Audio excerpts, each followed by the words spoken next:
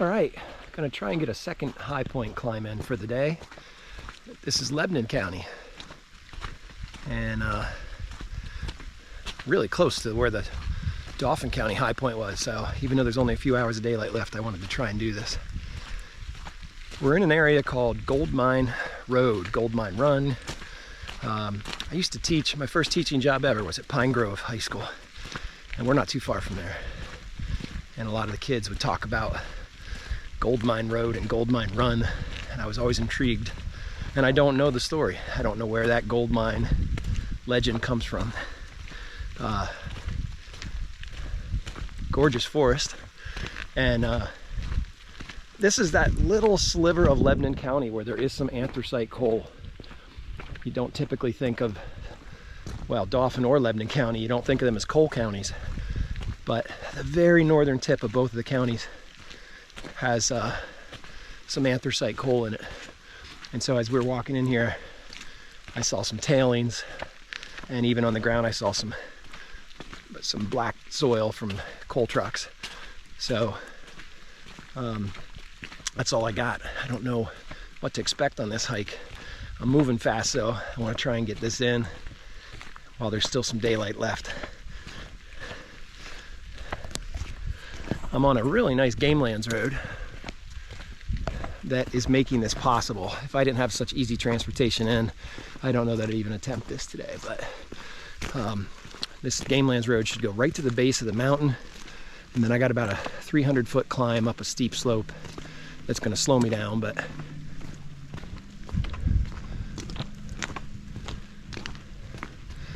all right.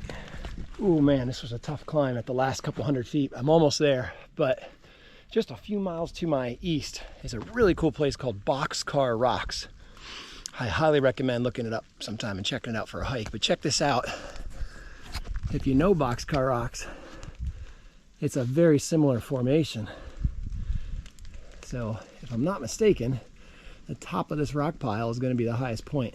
So let me work my way up there and we'll check in. All right, I made it. Highest point in Lebanon County. Now I just got to climb a tree. There's a really cool stone marker for the high point.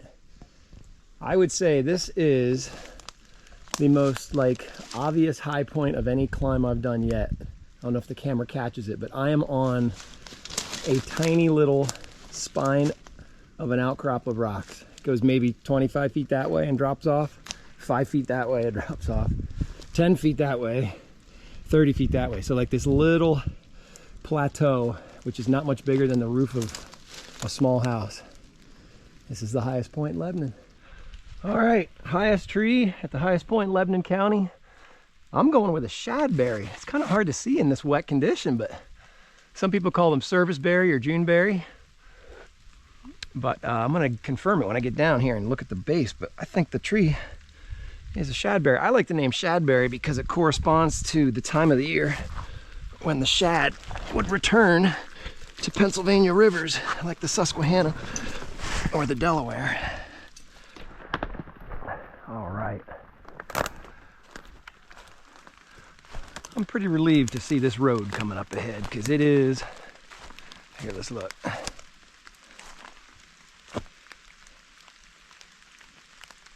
I can't even see, 350. So it's 350. Last night it wasn't raining and it was dark by 5. I'd say tonight I'm gonna lose 20-30 minutes of daylight because of the clouds. So luckily, even if it gets dark, I can just follow this road out. This is the road I came in on. All right, that was a great adventure. Unfortunate slight injury on my hand from just a stupid freak accident with some of my climbing gear. Sliced myself up pretty good, but I was still able to complete a climb and check off number 30. I love that the highest tree in Lebanon County was a Shadberry. That's just one of the fun, unexpected adventures that's been going with this project, is trying to guess what will the tree be at the top of the highest mountain. And I'll be honest, Shadberry was not on my radar. It's a great Pennsylvania tree.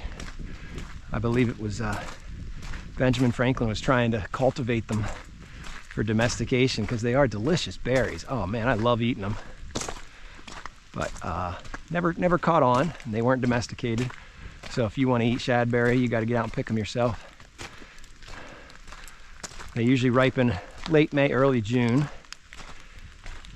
which is one of my favorite times of year, probably because I'm a school teacher and you're wrapping up the school year, you're getting excited for summer, and shadberry's out. Beautiful tulip poplar here. Some really interesting woods. So early on, when I first left Gold Mine Road, there were some clues of coal mining, but out here I haven't seen anything. No tailings, no pits.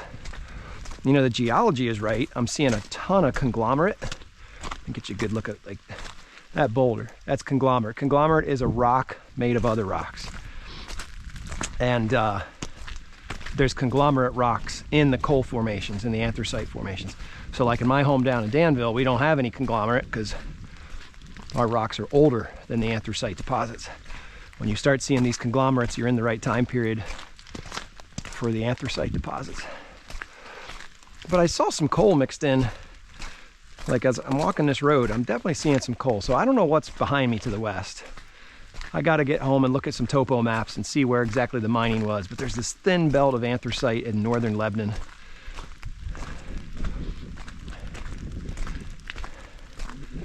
All right, I'm gonna check in with my wife and let her know about my hand injury. She's probably upset. Just wanted to stop and enjoy this vernal pool. These things are so valuable to wildlife.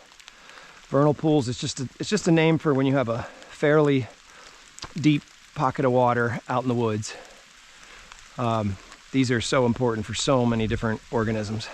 There's amphibians that need them to reproduce. There's plant species, bird species that are associated with them. And bears love them in the heat of the summer. They go in and they'll wallow in those vernal pools. So if you have any on your property, protect them. Don't drain them. Almost back to my car here in Lebanon County, and there's a big clue that there was coal mining here, and the clue is the trees. These are mostly red pine, and there's some Norway spruce mixed in. And just the fact that they're all about the same age timber, planted in suspicious rows, this was likely an early attempt at some mine reclamation. So I was making a point earlier that like a forester needs to be part geologist, part historian, all of the above. And all those disciplines come back on each other. So these trees are telling a story. They're telling me that this piece of land was likely planted. And why would someone do that? Well, looking at the age of these trees, roughly 50 years old, I would say this was an attempt of some reclamation in the 1950s, 60s, or 70s. And so if we got back here on a dry day when I could see better and scrape the soil, this is probably some mine tailings here. Man, oh man, what a day.